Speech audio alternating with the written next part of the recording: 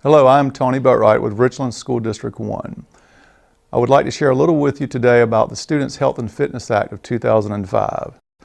Article 3 Nutritional Standards, Section 59-10-330 states, each school district shall establish and maintain a Coordinated School Health Advisory Council, often referred to as CSHAC, to assess, plan, and implement and monitor the district's school health policies and programs, including the development of a district wellness policy to begin implementation in 2006-2007 school year.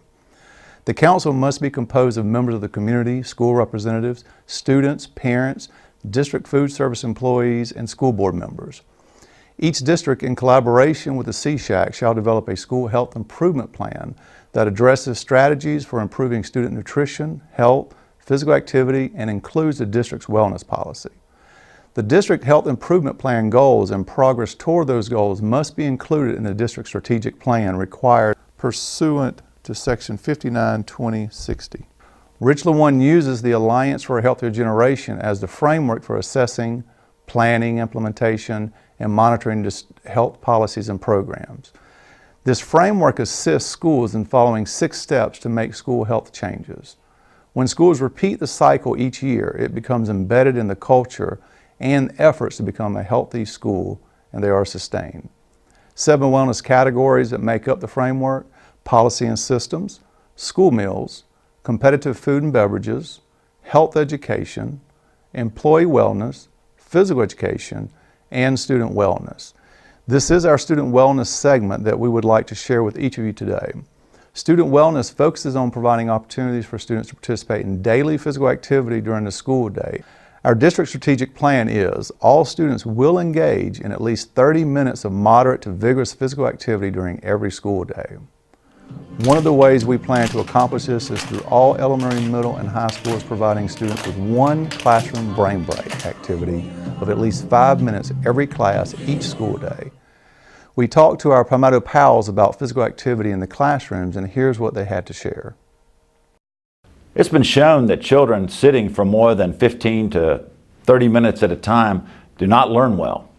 And in many places now, it's been integrated into the school day or the school hour of a lecture or whatever type of educational process, that if the kids will get up out of their chair, move around, move their arms, move their legs for at least a minute or two, that they will learn better and retain more and be better students.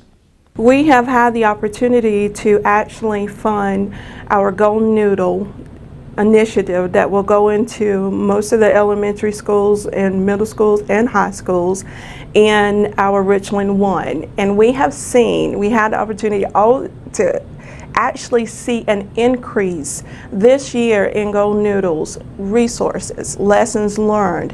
And with knowing that means that our children are more active and they're up and they're moving.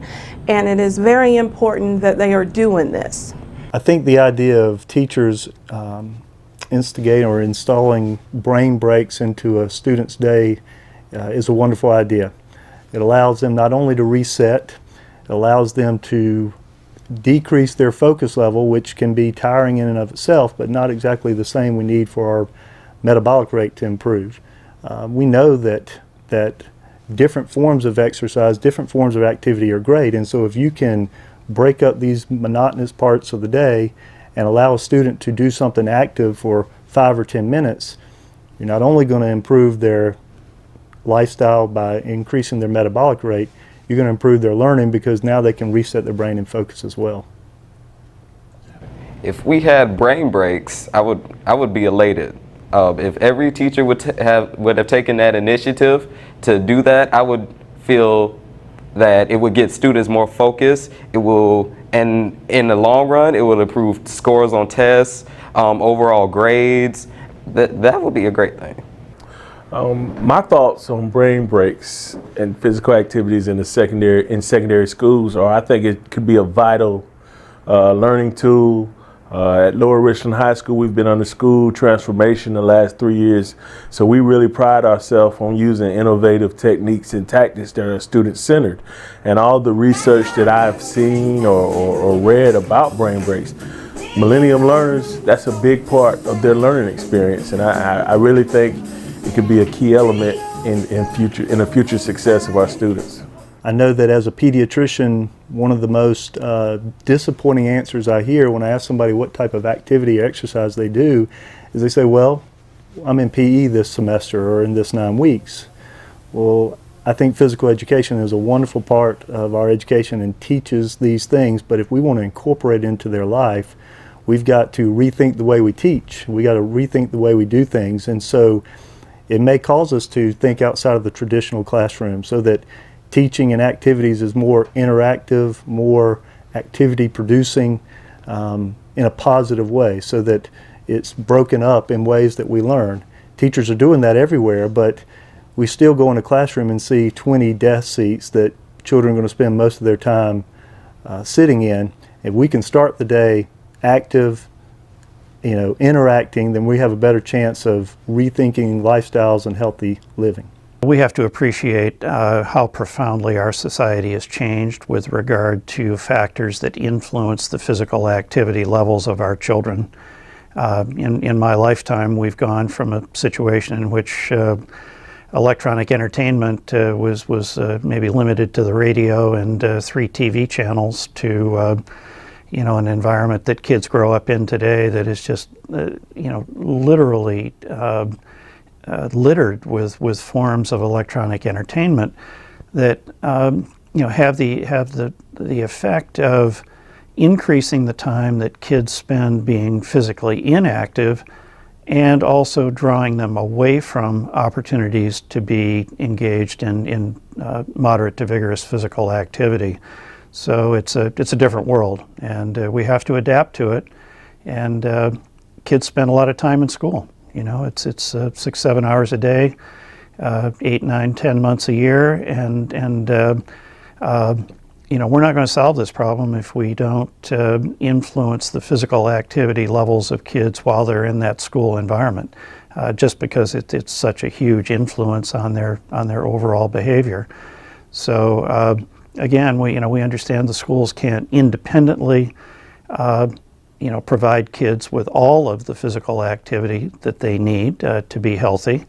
Parents have got to contribute, community organizations have got to contribute, but schools have to contribute too. And fortunately, we're learning that there are a lot of ways in which kids can be engaged in healthy physical activity while they're on the school grounds. And lots of schools like those in District 1 are exploring these new opportunities. Clearly, an important starting point is to have the very best physical education experience that we can give kids.